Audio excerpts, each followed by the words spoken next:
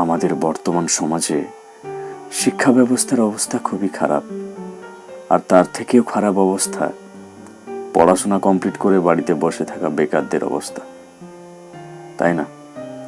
আসলে কি বলুন তো, যে দেশে 17 বছর পড়ালেখা করে পড়াশোনার পাট চুকিয়ে চাকরির আবেদন করতে গিয়ে বেকার যুবক শোনে অভিজ্ঞতা ছাড়া চাকরি দেওয়া হয় না, তখন মনে একটাই প্রশ্ন জাগে যে তাহলে 17 বছর পড়াশোনা না করে কোনো ওয়ার্কশপে কাজ করলেই তো হতো, অভিজ্ঞতা বাড়তো, তাই না?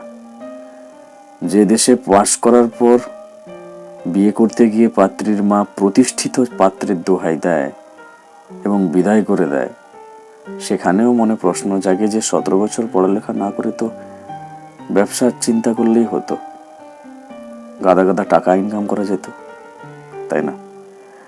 আসলে আমাদের দেশে সার্টিফিকেট আর 2 টাকার নোটের মধ্যে কোনো পার্থক্য আছে কিনা মনে সন্দেহ হয়, জানেন? 17 বছর পড়াশোনা করে যদি 12,000 টাকার বেতনে সকাল 9টা থেকে রাত্রি 9টা অবধি ডিউটির অফার আসে, তাহলে ওই নামের আগে ইঞ্জিনিয়ারিং আর গ্র্যাজুয়েট শব্দের কোনো দরকার আছে কি? রাস্তার ফুটপাতের যে ভিখারি না, ও তো অনেক টাকা ইনকাম করে, 12,000-এর থেকেও বেশি।